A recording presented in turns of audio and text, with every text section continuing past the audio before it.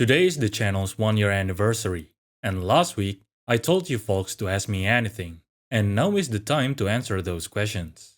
So, you might be wondering, why is this video so long? Well, that's because I'm going to answer every question that can be seen in my YouTube studio. If your question is not here, then YouTube somehow filtered your comment or something. So, without further ado, let's start. Where are you from, if you don't mind? Also, what do you think of Monster Hunter's taxonomy in real life terms as someone on the field? If you're talking about my origin, I am from Indonesia, which is both a blessing and a curse for a zoologist. Blessing because that's the second most biodiverse country if we're talking about animal. A curse because...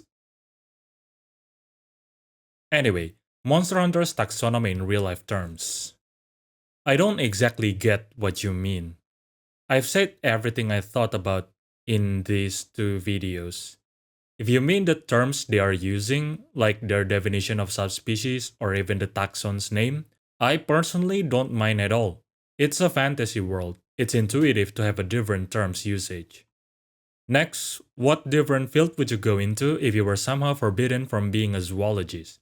TLDR answer, paleozoology, if that answer is allowed. If not, then music. Well, singing to be precise. Now, let me give you the real answer. I don't have any particular answer because I don't really have a dream myself. I actually don't mind at all, even if I cannot be a zoologist. Being a zoologist is not my dream. It just happened. That's probably a weird answer, but that's the sincere answer. Well, I did have a dream, to be fair. That's when I was a child. I wanted to become a paleontologist. That's my first ever dream. But it got shut down by my grandpa. He said dinosaur is not real. I should do something more proper. Then I got my second dream. That was to be a farmer. But it got shut down by my grandpa again. He said farming is a job for the poor. I should have a proper job, own a farm, then just hire someone to take care of my farm if I really want to. But I don't. And yeah, since then, I don't really have a dream because... I don't know. Probably it feels redundant and useless. You know, child me probably thought it's gonna get shut down anyway, so why do I even bother? So, there is a bridge between this and the rest of my answer, but I'm gonna omit it because it's not exactly relevant to the question. But just in case anyone is curious about the bridge, I'm gonna talk about it towards the end of the video. Just check the timestamp. So, back to the question. In mid 2014, it's time for me to choose a major. 3 degrees came to my mind: philosophy, psychology, and biology. So, biology is my third priority. Philosophy because I like thinking, biology because I like animal, and psychology because, well, you'll know if you decided to watch the bridge in the end of this video. And so I chose biology because that's the one with easier justification. My reasoning that I gave was biotechnology is getting big. I want to do biotechnology. That's what I said to my family. In reality, I couldn't care less about biotechnology. I lied because I don't want people to question my decision. And I still got questions because during high school, I win several informatics Olympiad, which, again, I don't care about informatics or programming at all. I compete because I want to skip school and get an easy prize money. Biology is actually my lowest score in my finals, I think. Yeah. Then onwards to university. To put it simply, I have an above average brain. And so, I never struggled during university's learning process. And what happened was, I became known as the guy who knows everything. I mean, of course I don't, and that title actually annoyed me because it's not true. I just know what I know. It's just that it took me a really short amount of time to understand something, so I'm quite far ahead of my peers. But because of that, whenever someone asks a question in the class group chat, especially towards the end of the semesters, when people are cramming for the final exams, I could basically answer everything. And that's why sometimes people ask me to teach them. And I did. Some even say they wish I was their teacher, which is kinda disrespectful towards lecturers, but it is what it is, I guess. Same sentiment came from some lecturers that are familiar with me. There was one professor that often asked me to explain a topic to the class, especially when a student asked a question, which was kinda annoying because I'm also the student. Why should I be the one that answers the question? Well, at least that's what I should feel. But in reality, I didn't feel that way. I actually enjoyed it. That's when I realized I actually enjoyed teaching a lot. That's why I decided I want to be an academic zoologist. I don't really care about doing research, to be honest. I don't care about being famous. I don't want to be the expert on my field or whatever. I'm only interested in becoming a lecturer. That's because I know a lot of people are interested in zoology, or at least in animals, and I just want to help those people. I want to guide them. I want to answer whatever questions they have. I want to support them in whatever research they are interested in, if I can support them, that is. I want to lead them towards becoming a zoologist. Even if not, at least I want to support their passion. So my enjoyment comes from teaching and helping others, not zoology itself. So, back to the question again. If zoology is banned from my life, I would just do the same but with a different subject basically. But I don't think that's practically achievable for me because then I have to get at least a master's degree in said subject and my time and money is very limited. Unless if paleozoology is not considered zoology, then yeah, I could do that, I guess. I did publish a paleozoology article and I do have several practical experiences after all. Well, that's the true answer. Not exactly a fun answer, right? So let me give you the fun answer. I guess I want to be a singer. Well, I'm not good at it though. It's just a hobby. I've never received any vocal training, so yeah. But I did win several singing competitions. I did choir and stuff like that. But that was when I was a lot younger, like 12 years ago, I think, or maybe even before that. So it's irrelevant. I'm a lot worse at singing nowadays. Oh, by the way, some of you who have watched my videos for quite a while might notice that I sound different here. In this video, I mean, right now. That's because this is actually my normal talking voice. You can hear me talking like this in my Monster Hunter videos because that's mostly reactional. Meanwhile, the voice that I use in my usual videos is my singing voice. I usually sing before recording to set up my voice. That's why it's more expressive. Actually, here, let me demonstrate. 멀리 멀리 날아가고 싶어 밤하늘의 새처럼 별에 닿을 수 있게 이 밤 또다시 찾아오겠지만 괜찮아 다 사라지네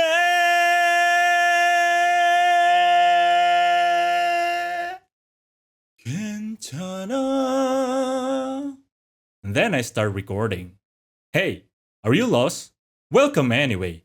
I'm out of place zoologist. And that's how I make my voice more expressive. Should I keep talking like this? Or is it fine if I just go back to my usual talking voice? Anyway, next question. How long have you remained in your current field of study? Have your patients changed since you've started your career? Whether there was one before your current one?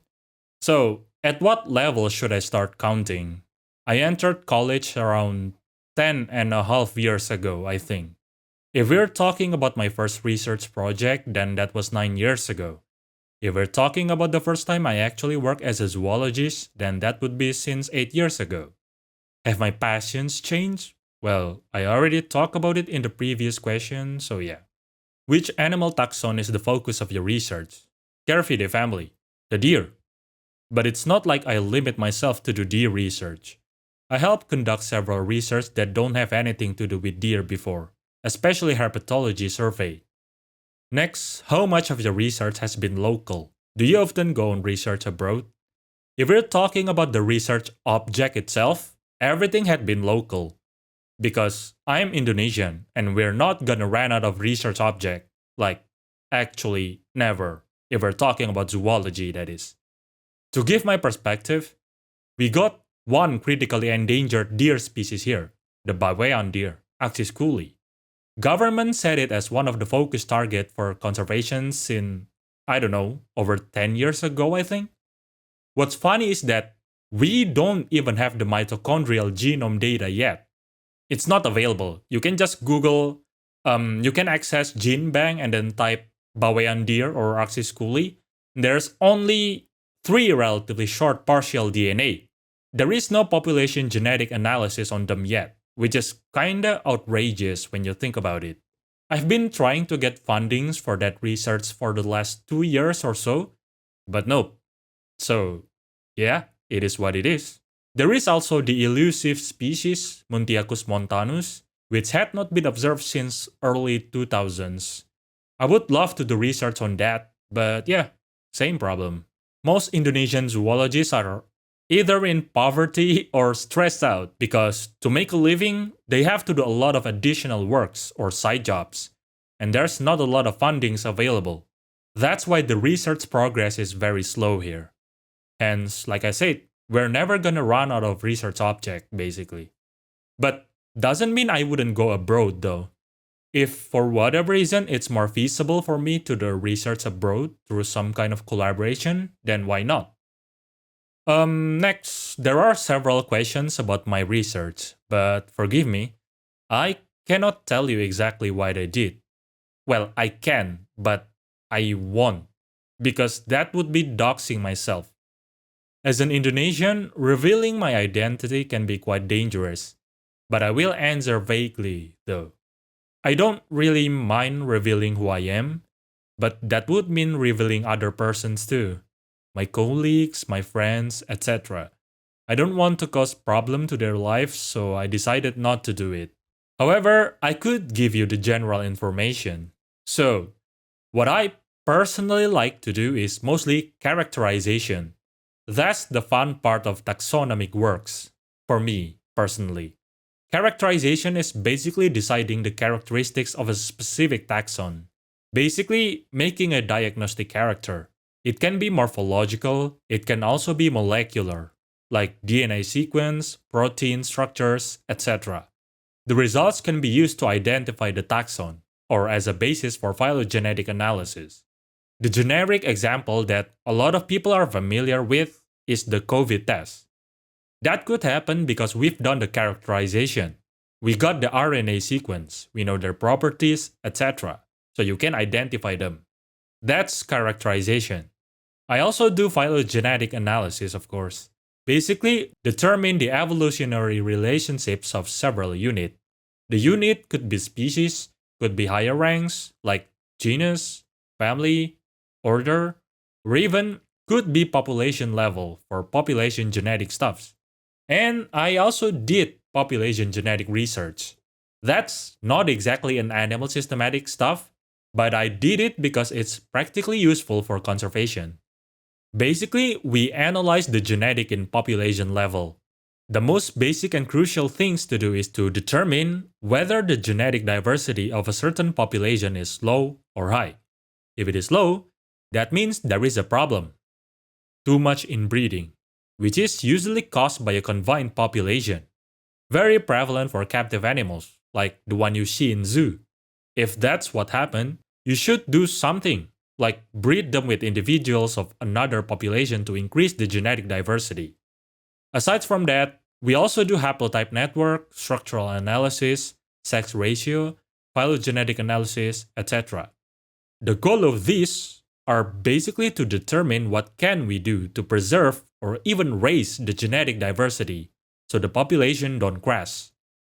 Regarding institution, I was affiliated with a laboratory in one of the top university in Indonesia, and then COVID happened.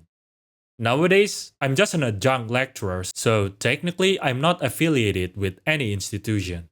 Oh, good luck on your work, by the way. About my publications, all of my publications are available for free. In English, of course.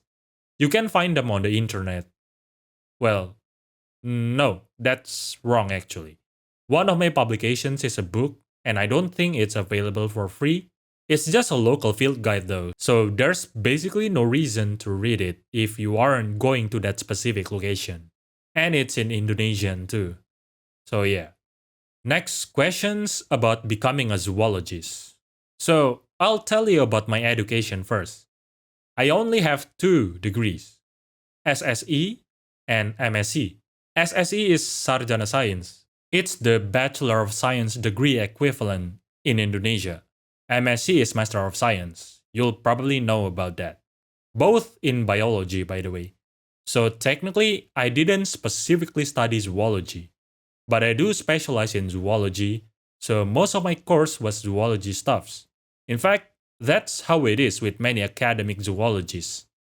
Oh, and yeah, I don't have a PhD. Yet, at least.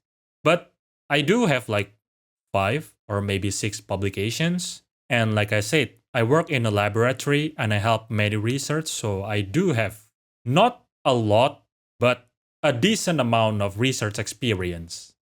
The reason why I don't have a PhD is simply because I couldn't afford it. Even if I work for like 5 years here in Indonesia, I still wouldn't be able to afford it. In fact, I wouldn't be able to afford my master's degree either.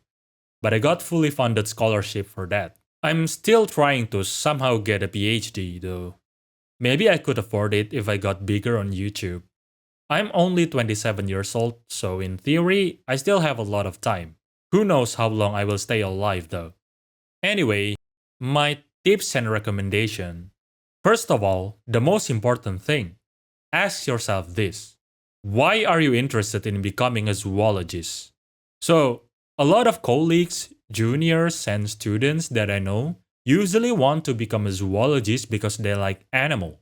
Same with those that want to be a paleontologist because they like dinosaurs or perhaps other prehistoric animals. But what they did not realize is they like it because they are the receiver. If you become a zoologist, you will not just be the receiver. You will mostly be the provider. So if you didn't get what I mean, let me give you the parallels.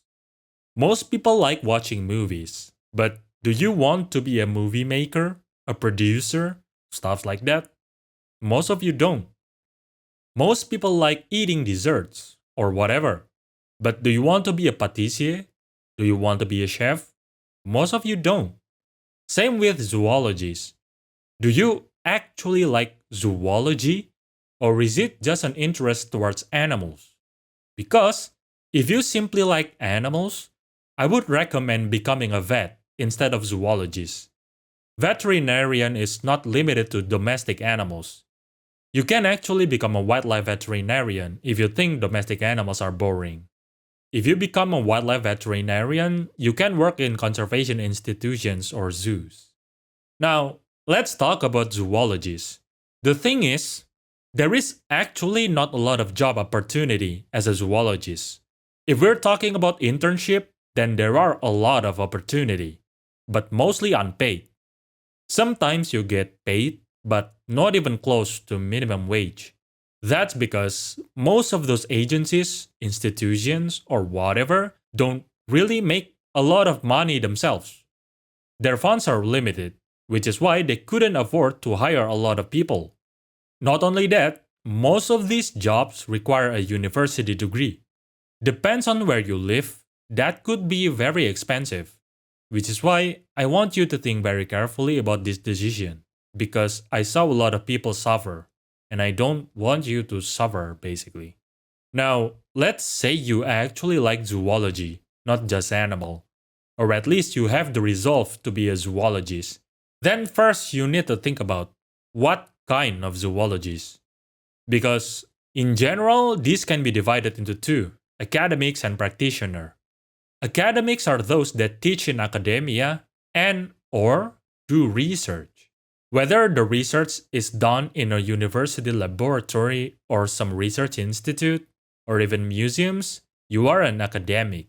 If you want to do this thing, you're gonna need a lot more resolve because you need at least a master degree. Most of the time, it's Master of Science in the School of Life Science or Biology or something similar. The department could be Zoology, so you'll get a MSc in Zoology. It could simply be Biology, just like what I did. It could be MSc in Natural Science, etc. Different universities have different names. Just make sure you look it up on the university's website and read what they offer. There is an MSc in Animal Science, but that's not zoology. Well, not exactly zoology. That's for livestock, or farming and stuff like that. Now, depends on where you are, where you live, I mean. You might not find any opportunity without a PhD. Even if you have a PhD, you still need to find a job opportunity. There's not a lot of opportunity actually. And what's even worse is, you generally make less money than practitioners. I can talk quite a lot about this because this is my field. I know several people that were interested in becoming an academic, but most of them gave up because the path towards becoming an academic is very steep, and the reward is not even worth it. Basically, I wouldn't recommend taking this path unless you are really passionate about zoology. Like, really, really passionate. Remember, zoology, not just animal. Now, the other path could be more fun and less tedious. That is, becoming a practitioner. It could be conservationist, you could work in zoos, national park rangers, educators and guide, wildlife filmmakers, wildlife photographers, animal behaviorists, science communicators, etc. Now, when you look at these jobs, most of these are not really limited to zoology. The degree you want to take depends on what you want to do. For example, if you want to become wildlife filmmaker or wildlife photographer, those degrees are usually within the School of Art. If you want to become a science communicator, sometimes there is a specific department for that. So instead of MSc in biology, you'll get MSc in science communication, etc. You see, there are a lot of paths and your steps will vary a lot. So what you should do is, instead of thinking you want to become a zoologist, think about what you actually want to do instead. Think about the specifics. What is it that you like? What is it that you're truly interested in? What do you want to do? Don't think about the zoologist title because that's very wide. When you can finally decide that, you'll then be able to receive more practical answers. Now, for university students, while you are still a student, I have one major tip if you want to succeed in becoming a zoologist. Don't use AI, or at least don't depend on AI. The most important thing that you'll get from university is critical thinking. It's a place where you can learn and temper yourself with scientific methodology and ethics. It's not about learning some trivia. You'll get a lot more trivia if you just randomly read Wikipedia articles or even watch some random videos on YouTube. Seriously, if you use AI for every assignment, you're wasting your time and money in uni, basically. Regarding volunteering and internships, I don't really have any tips aside from do as much as you comfortably can. At the very least, that's +1 experience for your portfolio. It's also part of networking, so you could potentially get a job opportunity for your future. Regarding opportunities and stuff like that, you will get a better answer if you ask someone that live in your area. Alright, next question. What can someone do to get more involved in the biological science without a science degree? You can participate in citizen science projects. In fact, I have a video on that. You should check it out if you don't know anything about it. Hi there. Hope you're well. If I want to know a lot about zoology, animal and ecology, what free open access sources should I try? I've always wanted to be a zoologist but couldn't make it nonetheless. Nonetheless, I wish to still pursue knowledge in this field, but as a pastime that I enjoy.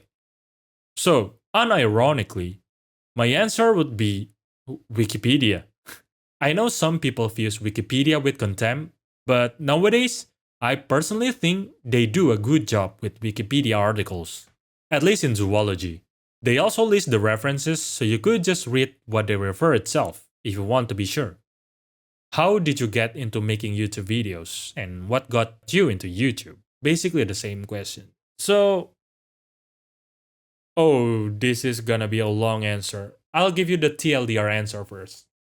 TLDR, I really like teaching, and YouTube is one of the platforms that I can use to teach. Now, for the detailed answer, first, I want to tell you why I didn't do YouTube. There are a lot of educational zoology channel in YouTube, right? And most of those peoples are not academic.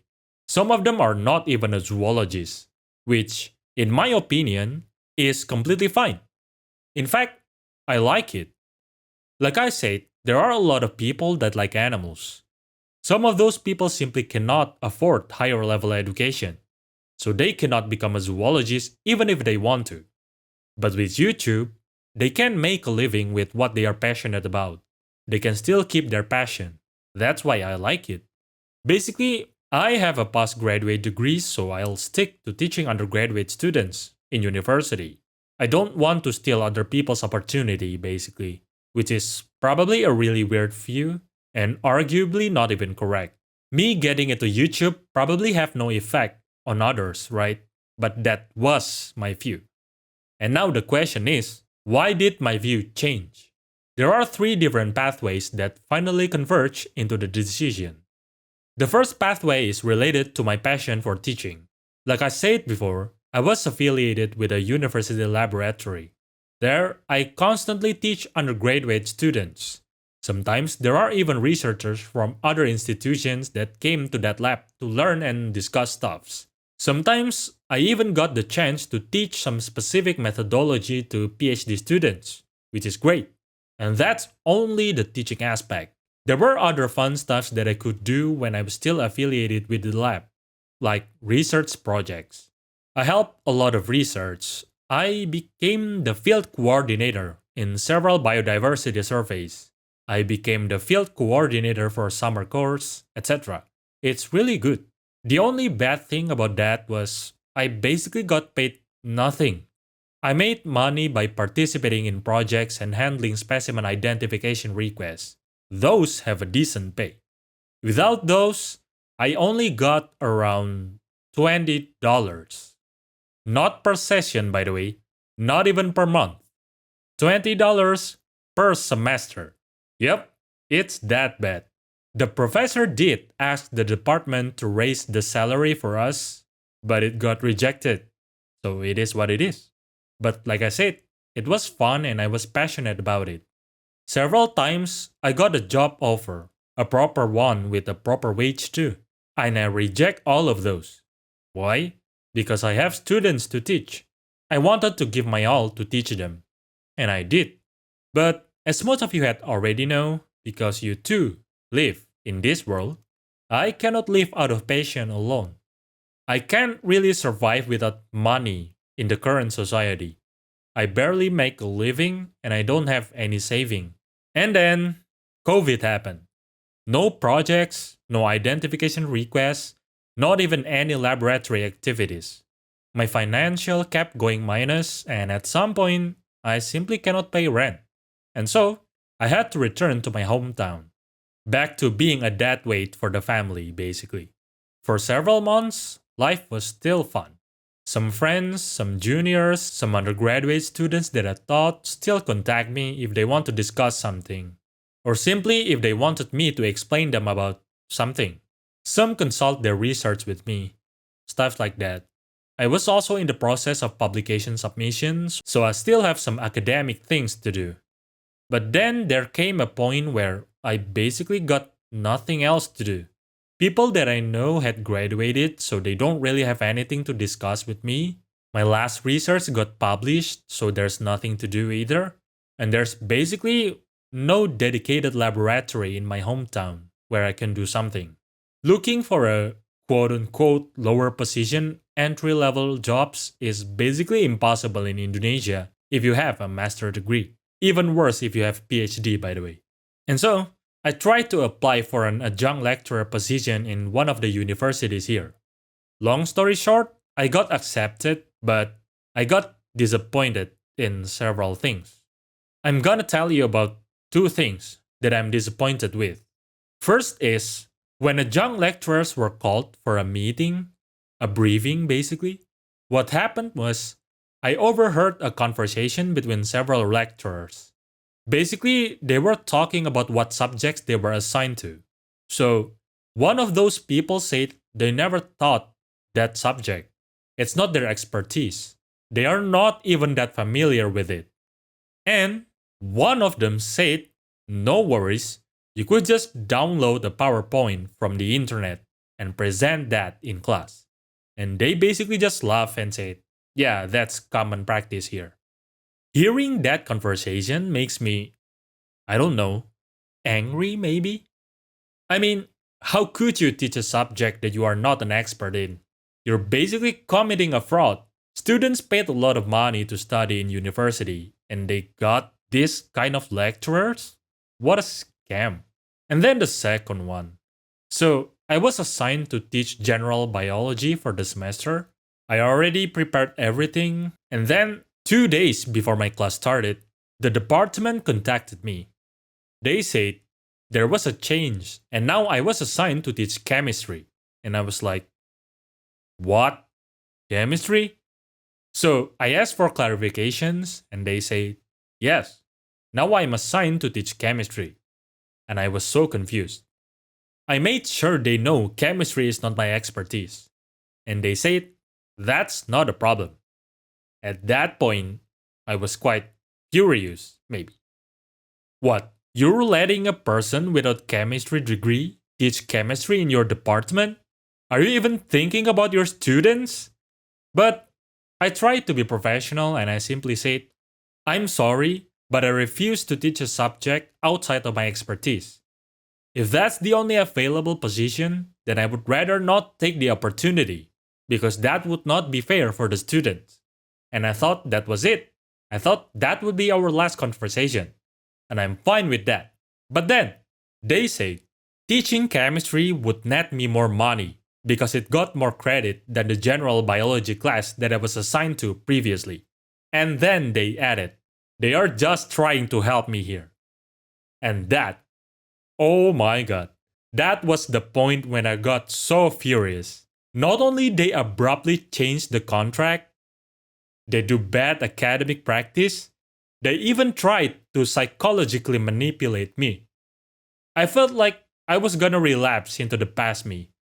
But I just said, no, just cancel my contract. And yeah, I basically burned the bridge. I lost the only opportunity I have for teaching university students in my hometown. And so I started to crave teaching.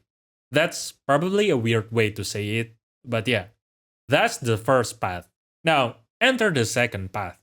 My friend told me about the conversations he had with a person. Basically, that person ranted to my friend about failing at life. So my friend listened. Then she asked, my friend, I mean, did that person wanted feedback or did that person just wanted someone that will listen?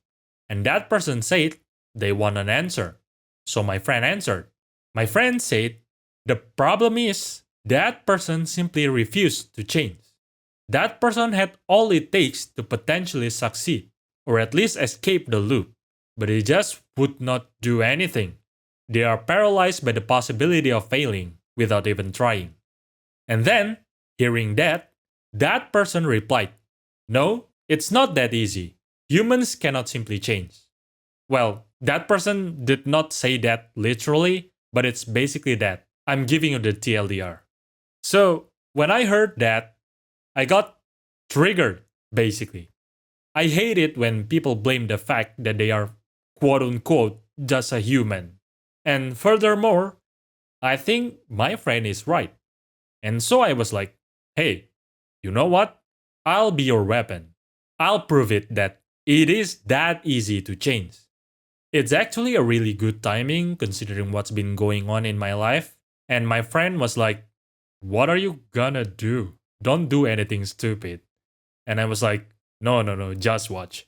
I'll be your living proof that humans can simply change. Now, enter the third path. I remember a certain event When I was an undergraduate student, I visited an elementary school with the herpetology club. Basically, we taught school kids about reptiles and amphibians. Back then, it was going to be my last year of uni, I think. So I was just on standby because it's time for the juniors to take over. At that time, there was one remarkable kid.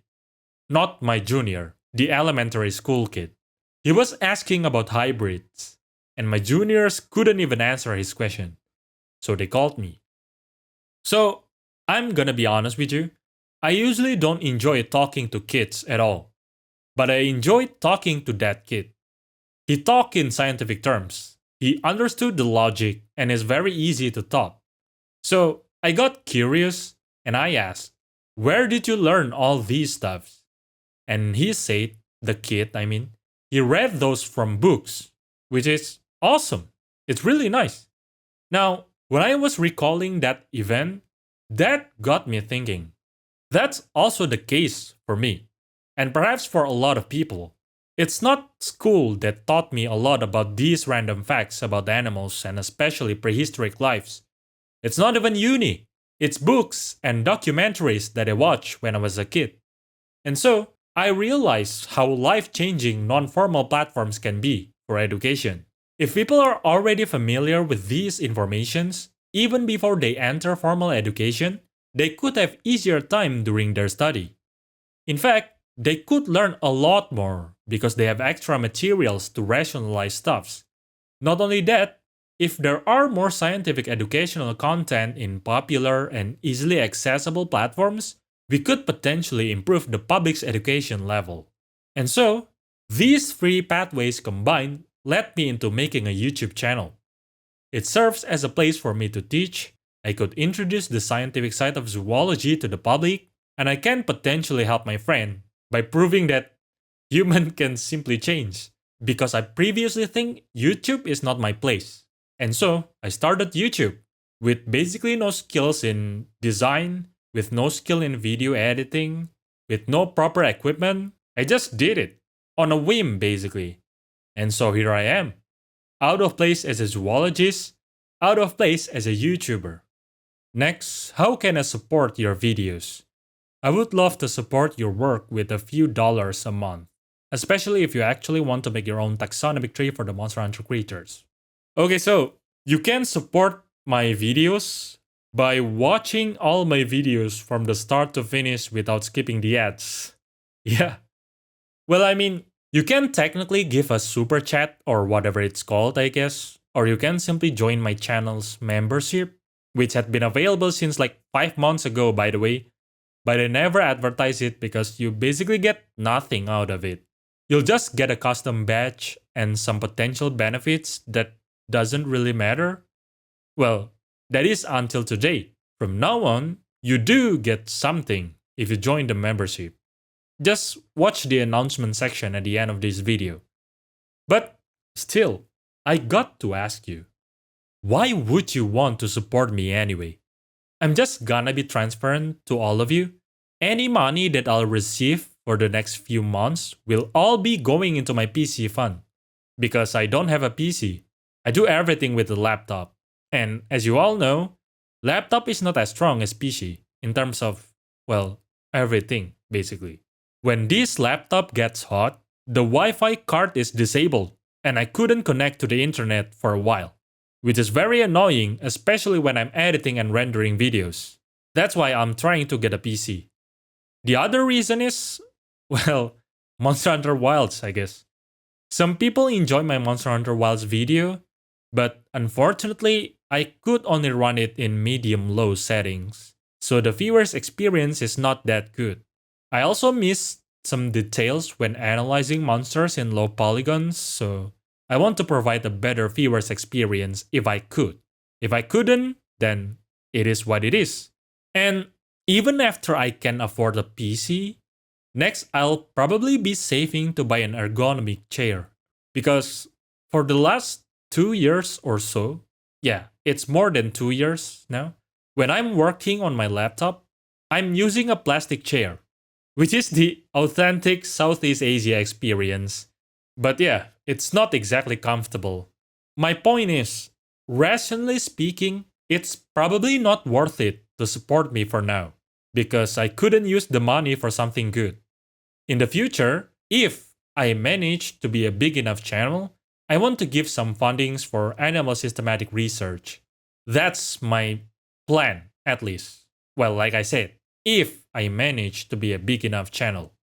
So I'll keep trying to improve.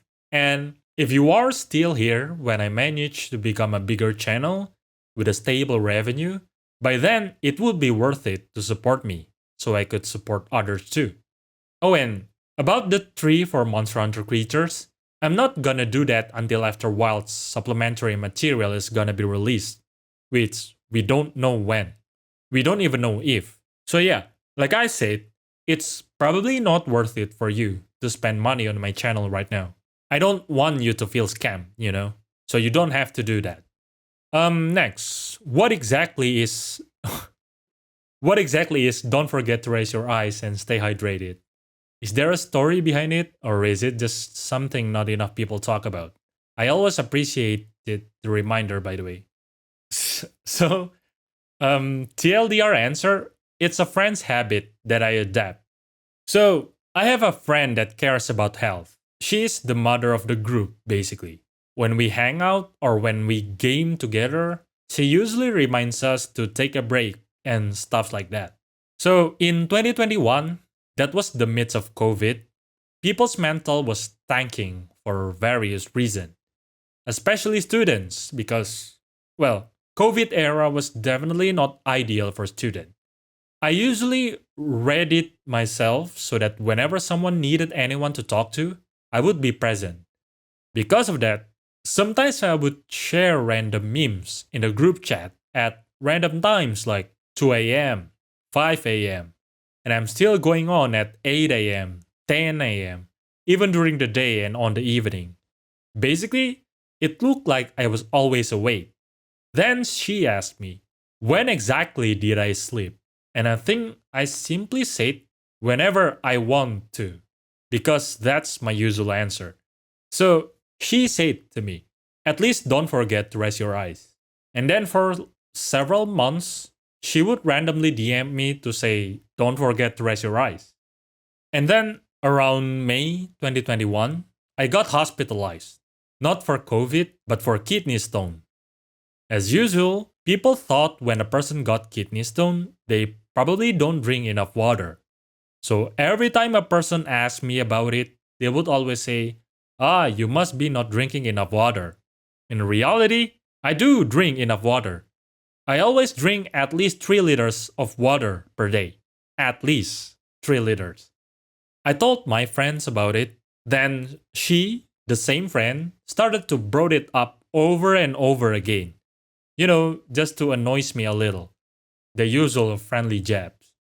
Whenever we talk about something, she would randomly say, by the way, it's time to drink water, to annoy me. At some point, I said, so, when are you gonna stop doing this? And she said, never, unless someone else would remind you to drink water. Again, you know, just friendly banter. That was May to June. And long story short, she died in July 2021. Others in the circle were hurt, mentals tanking even further. Some won't even leave their room. So I had to be strong, because I had to be able to support others. Back then, in my mind, I said something like, don't worry, you can rest peacefully. I will carry on your legacy. Which is kinda cringe. It's really cringe actually. But that's just how I felt, basically. I started proactively reaching out to the others, asking how are they feeling every day, asking have they slept, have they eaten, and some responded things like I don't want to eat, I cannot sleep, etc. And what I would do was I screenshotted the chat of the late friend where she said it's time to drink water, don't forget to eat, don't forget to rest your eyes, and stuff like that. And I would just send those screenshots to the others. And then it became somewhat of a habit of mine to just remind others to drink, remind others to rest their eyes, stuff like that. And now I'm reminding you folks. so you have a slightly better health. And also, it'll be easier to focus after you rest your eyes and drink. So it's also helpful when you're watching my video. Oh, by the way, if you watch my Windward Plains exploration video, that friend was the one that I'm basing my character on. That's the one I'm talking about in that video. Anyway, next question. How's it going? It is going. Next. Questions about the deer mascots. As I've answered in the previous question, most of my research was done on deer, at least the one that I published, with my name as the author, that is. This mascot itself is drawn by a friend of mine. I commissioned him when I decided to make a YouTube video. In fact, if you see animal illustrations in my video without credit, that's most likely drawn by him. And yeah, this deer does have a lot of life in his eyes. It looks nice, which is kind of funny because it's the complete opposite of how I look IRL. I have a severe case of RBF and I constantly have this kind of expression. I'll probably just place a picture of Merso or something. This is how I am in real life. This is how I look. So people are usually scared of me because it looked like I'm always angry. I'm always grumpy and stuff like that. What is your top 10 favorite cervids? Top 10? I don't even have a top 5. Best I could give is top 3. That would be Alces alces, Moose, Elaphodus davidianus. That's... Wait, what's it called again? Per David's deer, I think. And Rucervus duvaucelli. That's Barasinga. Worst or least favorite deer? I don't really have a least favorite deer, but if I have to choose, then it would be Muntiacus montanus, because I really want to do a research on that for quite a while, but I still couldn't get the chance. Well, I was gonna get the chance, but then COVID happened, which is quite unfortunate, but it is what it is. What is your favorite species of shark? If it's not the basking shark, please give a reasonable justification for your answer. Eusphaera blocki, because I like the name. Winghead shark, I think the common name is. If that's not reasonable, then I don't know what to say. Just take my answer. Smiley face. Of all the reptiles, who's your fave one? If prehistoric animals count, then it's Deinocheirus. If not, then it's Paros beccari, I think. Because I like monitor lizards and beccari is all black. What is your favorite Australian animal and why is it the platypus? Because a lot of people are interested in platypus. There's a lot of platypus research that is going on right now. Anyway, no. It's actually Farnus giganteus. Take my answer. Smiley face. What was your favorite animal as a kid? Since deer are your specialty, are there any cool deer facts you know that most of us don't? Favorite animal as a kid? I don't have one, to be honest. But if I had to choose, and it can be prehistoric animals, then it's probably Spinosaurus. Because as a kid, I've always known it as the dino that got bombed during the war. So no further analysis can be done. If prehistoric animals is not acceptable, then it's probably bear. I'm gonna be honest with you, even right now, my favorite extant animal is the moon bear, the Asian black bear. Deer is not even in my top 5, I think. So yeah. Cool deer facts that most of you don't know. I'm not sure. But let me just tell you this. Did you know when Pliny the Elder visited India, he described unicorns? But the other animals that he wrote in the same passage as the unicorn was axis. So yeah, when you think about it, axis is in the same league as unicorn. The unicorn that he described was rhino, by the way. So yeah. What is your favorite mollusk? Genus and family. The Argonauts for both answer. In fact, the next mollusk video that I will do is about the Argonauts. That's planned for February, or maybe early March. Do lobster feels pain when they are boiled a lot? I assume you mean boiled, right? I mean, yeah, of course they do. Why wouldn't they? As long as they don't die instantly, they will feel pain. Actually, that's just the rational answer.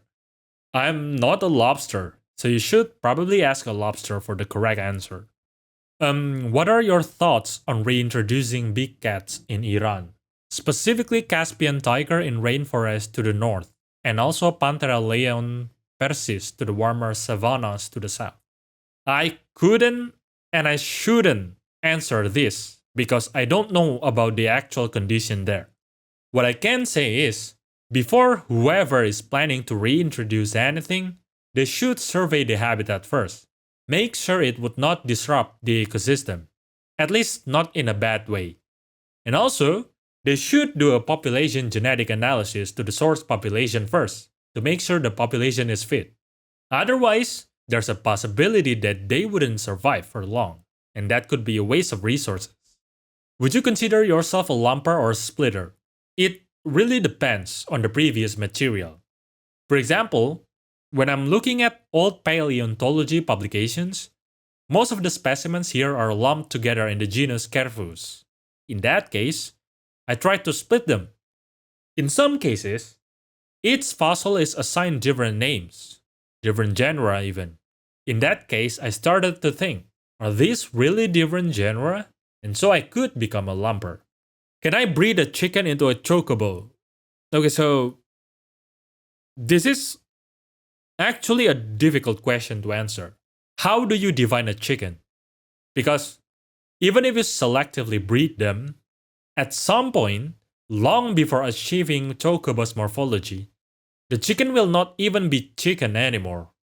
So, I guess the answer is no. But if the question is, can you work on that? Will a chocobo ever be achieved? Let's just say it's not impossible. Yeah, let's just leave it at that. Why we should rest our eyes? Because your eyes do get tired, and it's difficult to focus if you got eye strain. If you had to eliminate an animal from existence, which one would it be? Do you mean a single individual, or do I have to eliminate the entire species, or even groups? If it's a single individual, then I would just eliminate myself, I guess, because I don't want to be forced doing something like that. If it's the group, then I couldn't choose myself, because that would mean eradicating human. In that case, I'll choose Martin. No offense to Martin enjoyers, no offense to Martins themselves, full offense to a specific impish friend of mine. Martin is my friend's favorite animal. She always asks, where is the Martin video? Where is the Martin video? And every time my video barely got views, she would say, I should have made a Martin video. So yeah, bye bye Martin.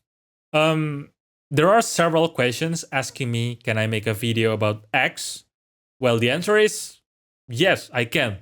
It's just a matter of when. I'll put this into my list of ideas though. Oh, velvet worm. Velvet worm is actually planned for soon-ish. But the soon that I'm referring to could still be like 2 or 3 months away. I always cycled my videos so I don't repeatedly talk about a certain taxon in sequence, and there won't be any slot for arthropods, at least until early 2025. So, velvet worm video will most likely be around February, I think. Will you ever do videos on extinct animals, and have you heard of the Skeleton Crew podcast? Do you mean prehistoric animals, or does extinct animals of the Holocene count? Well, the answer to both would be yes, it could happen. The reason why I don't really talk about prehistoric animal is simply because there are tons of paleozoology channel already. Even more so than zoology channel. Oh, and I've never heard of the Skeleton Crew podcast, by the way.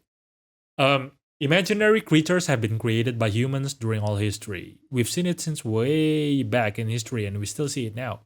With cool or weird mashups on the video games like Pokemon. Considering this, which of these creatures have captivated you? For its complexity or sheer craziness? Like, how did they even come up with that?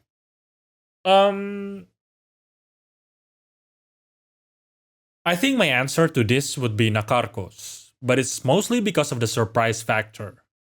At first, you thought these are two-headed aquatic bony dragons swimming around inside the pit.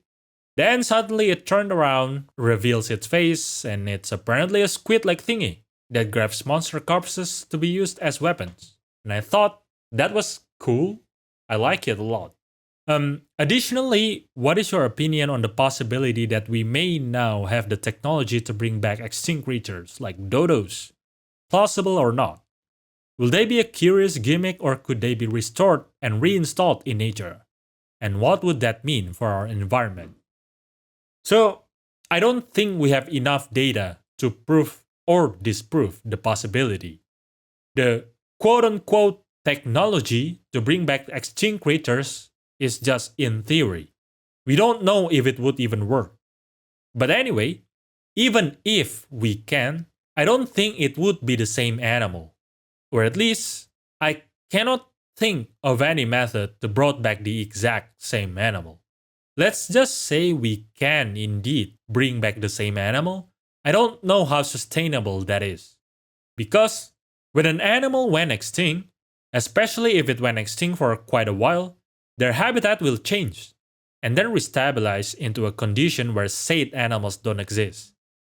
Depends on the animal, even if they are brought back, there is a chance that they will not even survive in the current condition of the habitat. Bringing back extinct animals would mean they have to change the habitat back, which means they could potentially disrupt the current ecosystem. But as I've said, it's case by case. I don't really think about that news and I don't expect much. I'll just wait and see. Not a question, but huge fan of your channel. I'm a big cryptid lovers and a frustrated biologist. Oh, I hope something goes well at some point, so you will no longer be frustrated. In the meantime, good luck, I guess. Yeah, good luck. Out of all the cryptids, which one is your favorite and which one do you think has the most likelihood of being real? This will be a weird and very niche answer, but it's called the Mamadakwa. Yeah, it's very niche, isn't it? The one that has the most likelihood of being real is the sightings of extinct animal, basically. That being said, the possibility of a cryptid being real is never something that I would think about. Same goes with Santa and stuff like that. For me personally, I don't care if they exist or not. But if it makes people happy, if it gets people talking, if people are passionate about them, then cool. Why not? Did monster design inspire you going into this field? Nope. What monsters do you dislike for science reason but love for other things? Like appearance, divide, design, edge. I've never disliked monster for science reason. I mean, why would I? It's like going to the carnival and saying, "Oh my god, the horse is not real, I hate it." Or going to a haunted house and saying, "Oh my god, the ghost is not real," etc. Like, whenever I talk or review the scientific accuracy of something, I do that for fun, because it's a fun topic that some people might be interested in. I don't do that to disprove anything out of dislike or whatever. What's your perfect blend of fantasy and realism when it comes to fantasy creature designs? Do you like it when you just go all out, no basis in reality, or do you prefer a half and half, or do you something, or do you want something purely grounded? I don't have a perfect blend of fantasy and realism. Basically, I'll take anything they provide. If it's full dankness, then I usually just laugh, and that's also fine. It's fun, actually. If it's realistic, then I'm usually impressed, and that's also cool. So yeah, like I said, I'll take anything. What is your favorite monster for Monster Hunter? As a Monster Hunter fan, this is always a tough question for me, so I wonder what is yours. Mine is Dire Miralis, by far. Guran Miraus. But you don't need to have a favorite monster, you know? You can like everything in the same level. It's totally fine. You don't have to pick one. Funny question. Where would you put humans in the Monster Hunter family tree? Since there doesn't look like they have a close related cousin. Also, not a full question, but did you see the collab of Digimon with Monster Hunter? It gave us two new monsters. They are interesting. If I put myself in the hunter's POV, like as far as we can see as a hunter from Gen 1 to 5, I would put humans together with wyverians. I think that would be the intuitive train of thought. But since I am viewing as a third party through the screen, then I wouldn't. And also, yes, I did see the Deus Greymon and Genogarurumon, right? Yeah, I did see that. You should analyze Xenoblade 2 Titan's biology and designs. There are various large and diverse group of massive animals. You mean Xenoblade Chronicles 2? Is that the one with Pyra and Mithra? I haven't played that game. I did play Xenoblade Chronicles 1 though. I didn't even know there are diverse animal-shaped titans in Xenoblade Chronicles 2. Maybe I'll try it out. Uh yeah. Yeah. Um yeah. What is your favorite Yu-Gi-Oh deck? Answering this is not easy because Yu-Gi-Oh is very format centric. For example, I enjoyed playing Flame of Destruction's Altergeist, but I wouldn't enjoy playing that deck right now. In general, I like a deck because of the archetype's design and concept. I like dragons that protect or support. That's why my favorite archetypes are True Draco, Guard Dragon, and Drytron. But as most Yu-Gi-Oh players probably know, those three are toxic decks. Yeah, so I don't enjoy playing the deck because people don't like playing against that deck. When I play Yu-Gi-Oh IRL, I do so to have fun. I don't play to win. So if my opponent is not having a good time, then I cannot enjoy the game. So I'd rather not play those decks. If we're disregarding the archetype design, then I usually like mid-rangey control-less deck that doesn't take a lot of time to play, like Fire Brigade or, like I said, Flame of Destruction's Altergeist. Right now, I'm playing Ryuge, which have dragons that protect and support, and it's mid-range. My turn usually lasts 3 minutes maximum, so it's not tedious to play a game, which is really nice. Fitting.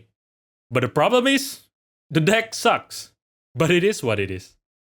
Why don't we talk about Lovetown? So, for me, personally, it's because whenever I talk about Lovetown, people have been so afraid. And people have been so distant. At some point, they start to consistently be indifferent. Well, I don't know. It's kinda hard to put that in an amicable sentence, you know. So, yeah, I'm sorry. Well, actually, no, not really. There's just so much work. Too much work to be done, you know? So, yeah, that's why we don't talk about Lovetown. What's your favorite abnormality? In general, wait, you're talking about Project Moon, right? If you are, in general, Plague Doctor. Because it's weird and it's helpful. Until you become greedy and overexploit its blessing, basically. Then you won't see it again in your game. I like that kind of gameplay design. But purely design wise, like art, I would say Time Duck. Have you watched Scavenger's Reign? If you did, what's your thoughts on it? I've never heard of Scavenger's Reign, actually. What is your favorite video game to play more than once? Do you mean a game that can be completed? I don't really replay games after I complete everything, except if playing multiple endings count. I think the last time I played a game multiple times was Dark Souls 2. I don't really have that much time to play the same game over and over again nowadays. But I do want to replay some games if I forget most of the thing about the game. For example, I will definitely replay Lobotomy Corporation sometimes in the future if I forget most of the abnormality, which is quite difficult to be fair, because Lobotomy Corporation is my favorite games of all time, and it's stuck in my mind even after 3 years have passed. I think I would also replay Outer Wilds if I forget most of it, but that one is also stuck in my mind. Oh, I'll probably play Danganronpa soonish because I forget most of it already. A year or two after that, I'll probably replay Ace Attorney games, especially the first trilogy. Okay, that's all the questions that I could read from the YouTube studio. Now, before the announcement, I'm gonna talk about my dream, the bridging part that I omit from my answer early on in this video. So, like I said, because my dreams got shut down, I no longer have dream. And even worse, I started to be silent. I don't want to form an opinion, I don't want to ask anything because it's gonna be shut down anyway. That's what I thought. So I just listened. And I listen a lot. Maybe because I'm just a kid, people think I wouldn't understand whatever I'm listening to. But unfortunately, I did. And those conversations are filled with contempt, treachery, hatred, making fun of others, awful stuffs. And my takeaway from that was humans are awful. I lost any positive feelings of relation, no matter who it is. Parents, family members, friends, strangers, everyone is the same. Everyone is awful.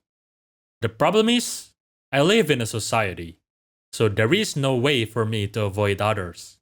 And that's why I just need to be better than everyone else, so no one could even bother me, even if they want to. And so, I was obsessed with being the best, basically.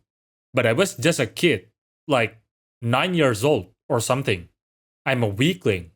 So, the only thing that I could do to overcome the gap of skill and strength is by some sort of manipulation. I lie a lot. Whenever I talk, I think about what's the best thing I could say. What can I say to avoid any trouble? What can I do to get the most benefit? And at some point, that just happened naturally, automatically. I don't even need to think about it. When I was a bit older, like high school era, I'm even more awful. I became a sinner of pride. I don't see people as people. Like, I don't care about the existence of people that are quote unquote lesser than me. I don't trust what others say at all. I always assume everyone will betray me someday. 2014.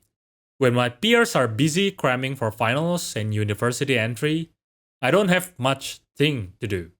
The quote unquote friends that I have are busy, so I got bored a lot. Then I started to walk around the city randomly.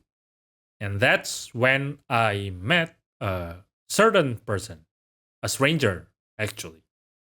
What happened was, let's just say I messed up and that random person helped me. The thing is, I don't like being helped because that means I'm in debt. People can use that as a leverage because, as I said, I didn't trust anyone. In my mind, everyone is awful and will do awful stuff if I let them. And so I asked, can I help her with anything? She said, sure, talk with her until her friends arrive, which is very annoying for me, to be honest. But yeah, sure.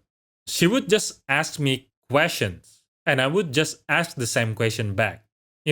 The most basic conversation technique to keep it going. But I would just lie because she wouldn't know anyway, and I don't like giving informations. At some point, she asked me, what do I want to be?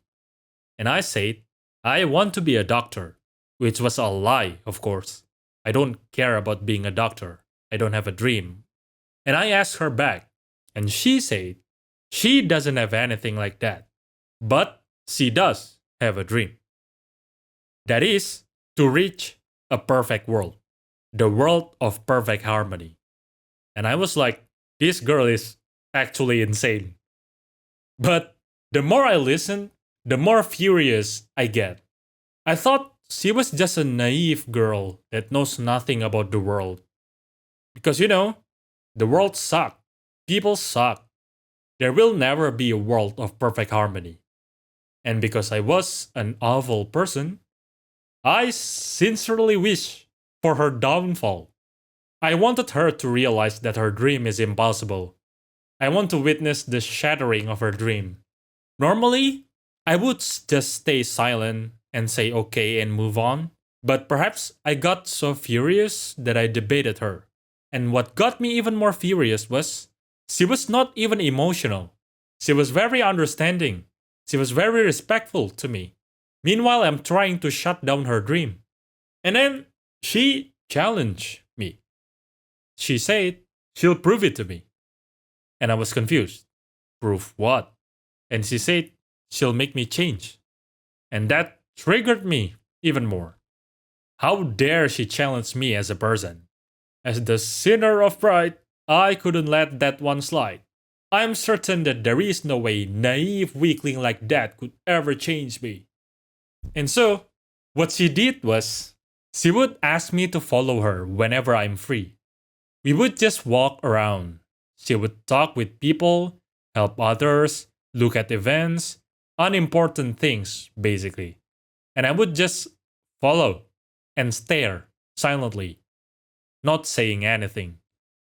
Sometimes she would ask me things like she did before.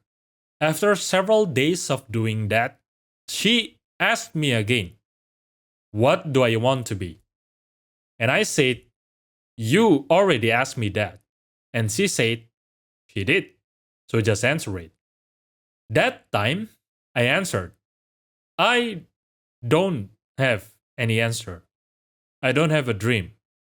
And she said, "So the previous answer was a lie." I see. And just move on with the conversation. And I'm kinda confused. At some point, I asked her, why did she keep asking me when I could just easily lie again and again? And she said, she do not care if I lie. I can lie to her as many times as I like, as long as I keep answering her. She just want to hear my answer. At that point, I felt like there's no longer any point of lying. So I started answering sincerely to whatever question she asked. And at that point, I realized I already lost. I changed. And I'm sure she knew. But she never brought it up. Ever. Perhaps she knew I don't like losing. I hate losing. I started to think she is quote unquote interesting. I'm curious of what she'll do. So I keep in touch.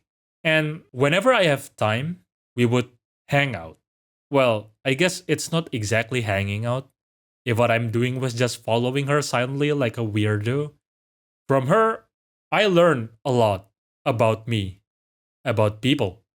I thought she is a genius. Someone who are completely better than me. Someone who could understand me and influence me. But she said, no, she's not smart at all.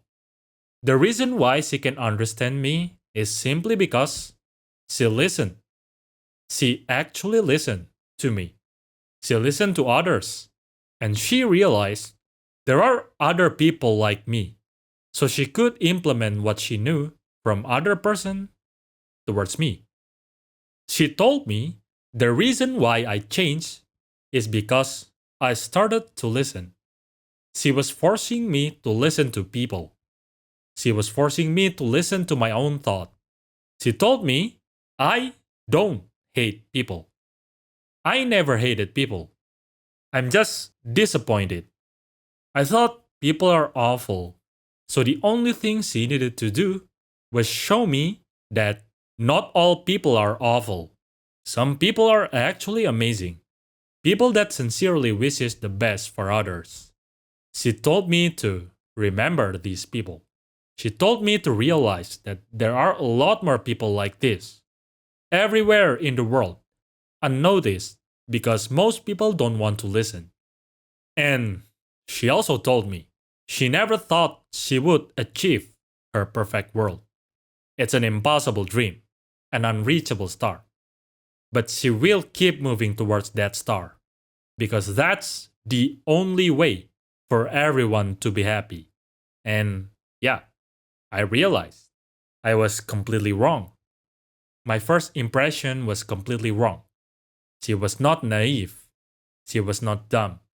She was no one special, just a little flower on the street.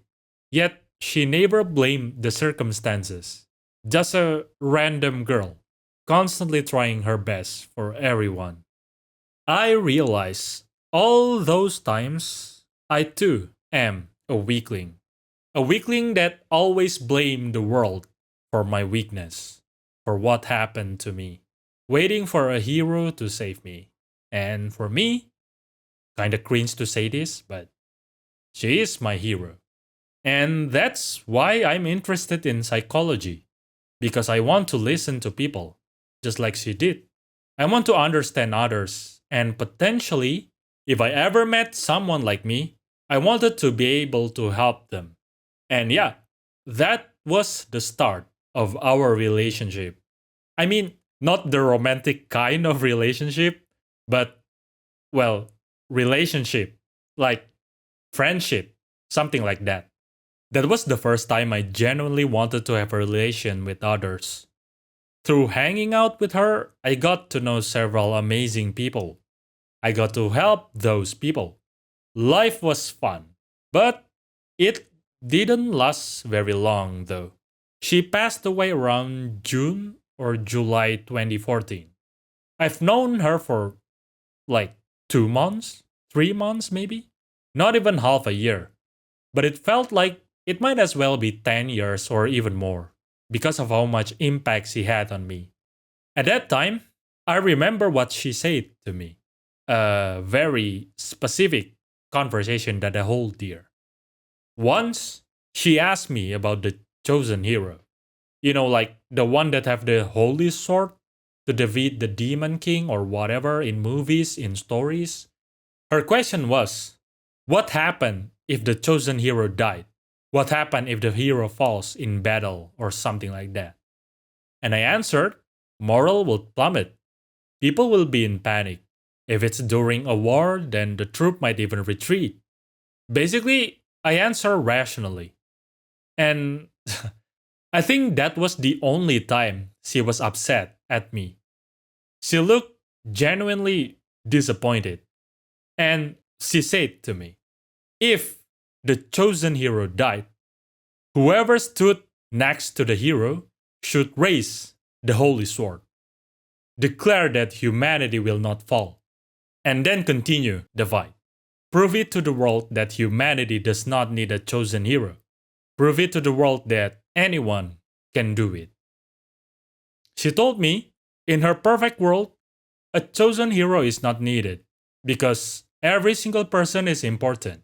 Everyone can be the chosen hero if they want to. And so I did. I was the one that stood beside her. I'm the random person that stood beside the hero. And so I want to grab her sword and raise it and declare that humanity will be okay. At least I wanted to. I tried to. But what was her sword? The only thing that I could think of, it must be her dream.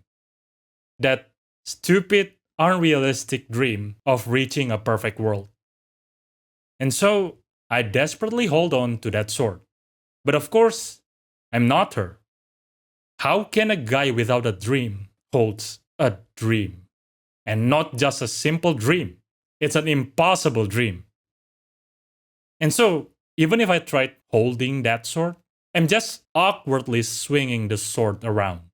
Never trained to wield it, not strong enough to hold it, but I desperately did. I refused to let it go. I was obsessed, and that obsession made me an awful person again. Perhaps I hurt some people. Actually, no, I'm sure I hurt some people. But I'm no longer the past me from before meeting her. At least I already changed. She made me a better person. At least I learned how to listen. And I have another thing, a full set of equipment that she left. our memory. It's kind of funny that even to this day, I'm still learning new stuffs by recalling our memory, which is really good, of course.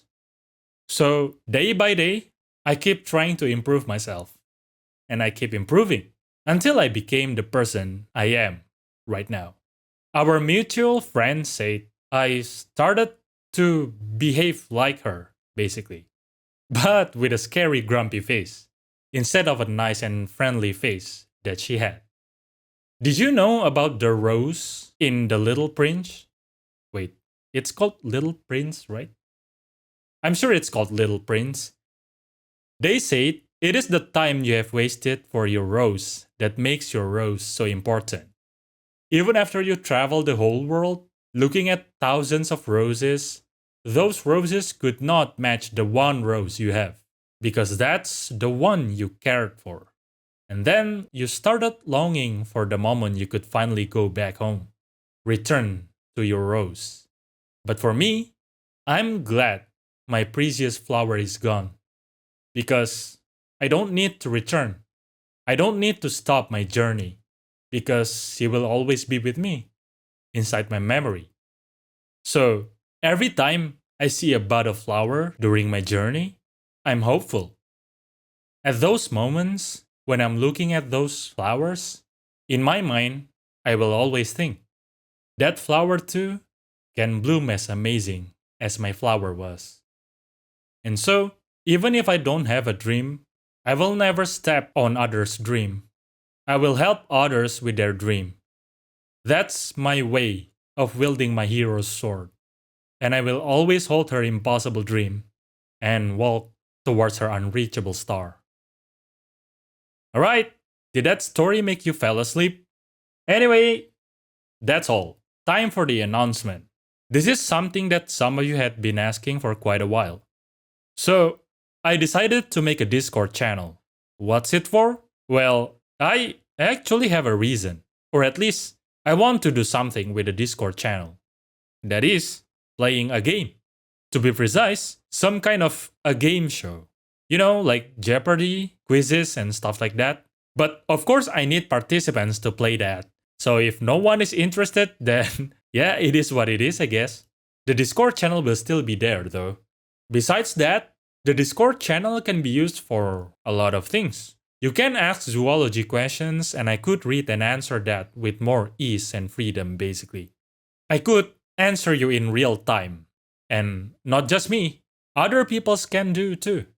And if you like to speculate stuffs, perhaps creature design or something like that, the channel can be used to get some feedbacks.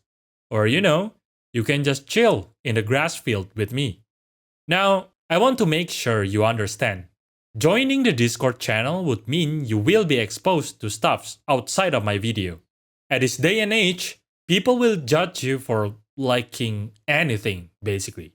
That's why I'm answering your questions with extra detail, so you understand what kind of person I am. I want to make sure that if you decided to support me in any way for whatever reason, you're not supporting the person you thought was a different kind of person. That was convoluted, but I hope you get what I mean. Basically, I don't want you to feel scammed.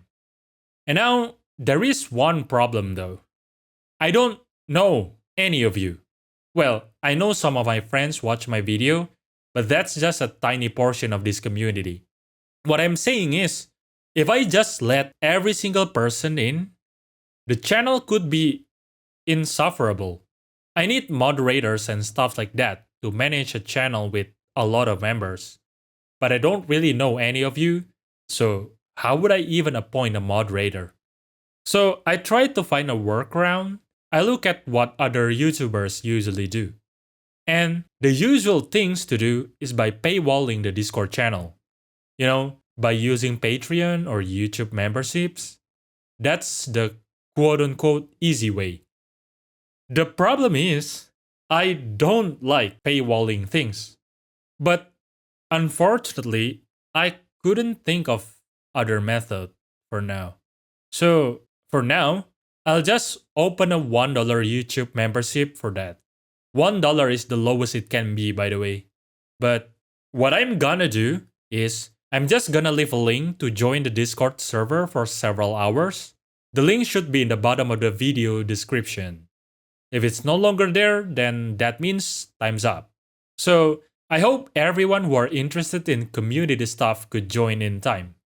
If not, then I apologize. I'll see how the channel goes and we'll try to think of a different way.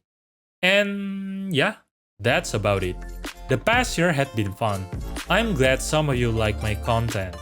When I decided to make YouTube videos, I thought I'm gonna reach 1000 subscribers by the end of my second year.